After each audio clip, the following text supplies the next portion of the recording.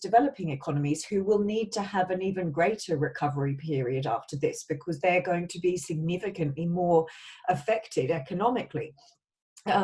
So, from our perspective, it's really quite vital that we maintain this course of not going down that pathway and look at it from a resilience, adaptation, and an opportunistic perspective to support those two core groups. And I mean, we talked and you touched a little bit on the escalations between China and the US. If you want to expand on that a little further, because even just from the agricultural sector in the US, I know that the States has just had to put forward an agricultural stimulus package because they'd already been damaged from the situation with China.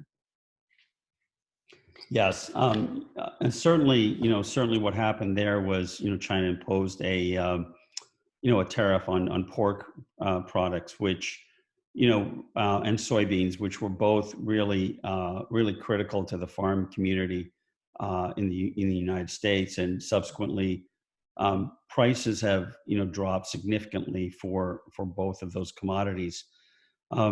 What then happened is it was almost a double whammy, because now what we're seeing are bottlenecks in processing plants for a lot of the proteins, poultry, pork, and beef, which is hurting the farmers because they don't have, they can't bring their livestock to market, and in some cases are having to euthanize it. And this is going to be really, really difficult for farmers to make it through. They were already facing rock bottom prices.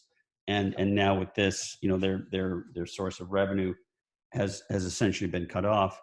But your point, that the small and medium enterprises, I think, are really going to be hurt by this. I think the Fortune 500 companies are going to be okay. Many of them have a significant amount of cash. Their share price is taking a beating, but most of them had cash reserves or lines of credit that they can carry through. What they don't have is, they need to be thinking more proactively about these small and medium enterprises, the smaller suppliers that are really the lifeblood of global trade. And, these large companies have the ability to help, again, get access to commercial lines of credit through factoring of invoices, through supply chain financing. In fact, I know a couple of the fintechs are actually focused specifically on that line of thinking, and are reaching out to suppliers to help them work through that. There's some accounting issues that have come up that have gotten in the way in some cases, but I think it's absolutely critical that we think about the impact to small and medium enterprises to be able to sustain them through this period of difficulty.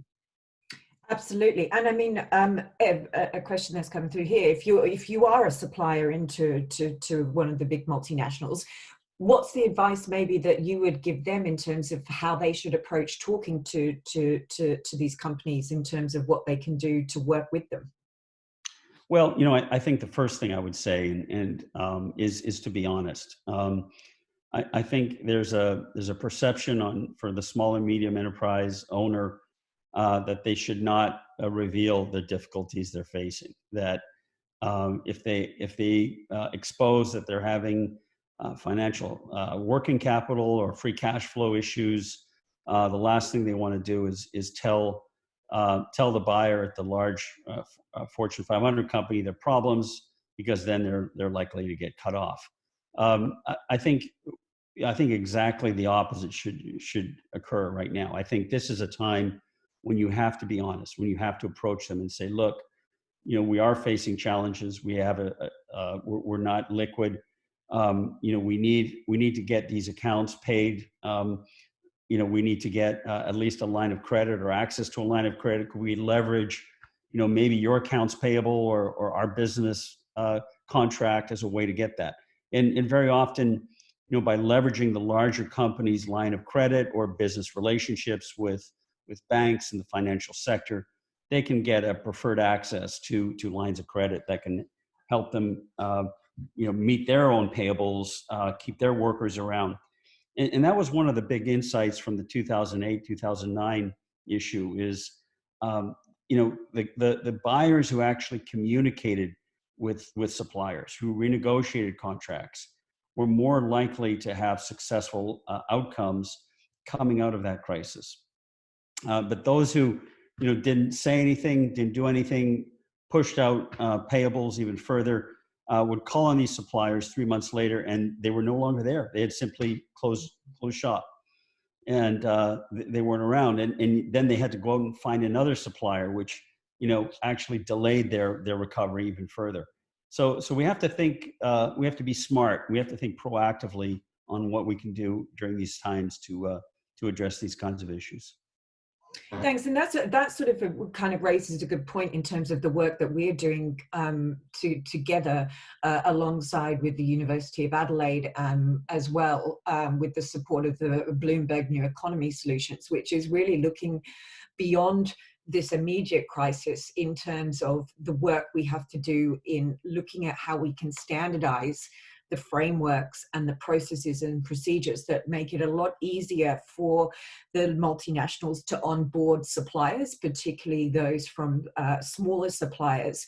And that work that we're doing there is actually going to be really quite critical coming out of this, because supplier diversity is also going to be something that these companies are going to have to look at, because it's exposed where they've been reliant on one supply chain from one market is highly risky. Right. And that's right. And I think that tends to be the risk, is when you have a supplier that relies almost exclusively on a single major corporation, and that company, then stops production or halts, then they're completely exposed, and they're not, there's a higher likelihood that they're not going to come back. And I think, looking forward into this recovery, I know in the United States that some states have started to allow people back into the workforce and are opening up business again. In my opinion, I think that's a mistake. I think that we need to maybe wait a little longer. They're saying at least 14 days of reduced cases before we start up. And I think the danger is starting up too early. We're going to see a spike again in cases, and then people will come back inside, and I think it will even further delay it. The other thing I think we may see is as we come out of this COVID crisis, there's a high likelihood that governments, not just the U.S. government, the UK government, the Australian government, because they've been stung so badly on the supply of healthcare and food and critical products, they may very well likely, start to put in local content laws that will require businesses who sell in that country to have a certain percentage of local content requirements. And that's been around for a while, but I think we'll see an escalation of that going on. And I think we'll also see an escalation of certain governments requiring, for certain categories of healthcare and medicine, that those products, at least 50% of those products, need to be manufactured within the country. And that's very likely to occur in the U.S. at a congressional level, or in Parliament in the UK or Australia. And that could also actually be an opportunity for small and medium suppliers to grow into a business that they weren't before, to expand and to partner. But I think they will also need to work with the multinationals to understand, the specifications, the requirements, the capabilities, develop a workforce. And so it's going to be a long road, but I think there's going to be some light on the horizon for these SMEs. Thanks. A practical question for people. What will happen to the state of global contracts, particularly around force majeure clauses post-COVID?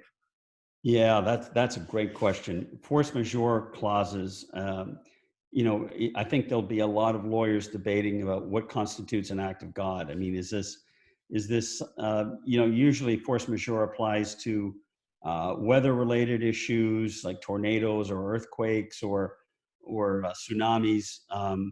But how do you look at something like a pandemic, which which really impacts every industry alike, and in which, let's face it, was predictable, and could have been, there could have been steps taken to minimize the impact. And I think those are the kinds of issues that people are going to start to debate. I think we will start to have at least, again, a federal, some kind of, in the U.S., it's a Supreme Court decision, or a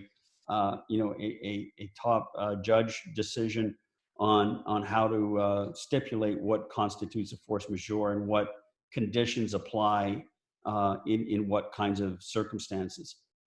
There's going to be an awful lot of legal debate about this issue, and it's likely going to, generate a lot of billable hours for the legal community. I'm sure it will. Just on this, in terms of supplier diversity, going to something that the multinationals have considered, what do you think we need to do to support our SMEs around this going forward, or prepare them for these opportunities we think could emerge potentially going forward?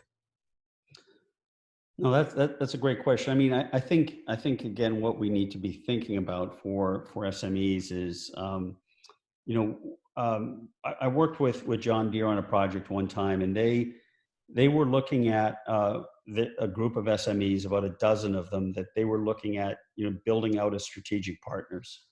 And they did a very in-depth assessment around, what is their financial stability, what's their manufacturing capability, what's their engineering and innovation capability, what is their quality assurance, what are their cost accounting systems, and what is their leadership like.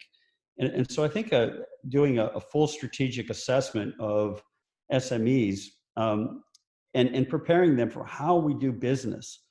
These are the requirements that we have, and we expect from you if you're going to be a strategic partner to us. And what they found, at least in the John Deere study we did, is that there wasn't any single SME that scored well on all of those capabilities. There was always an area where they could improve. There was always an area where they were weak. But they relished the opportunity to understand what they needed to do to become a critical strategic supplier for that MNE.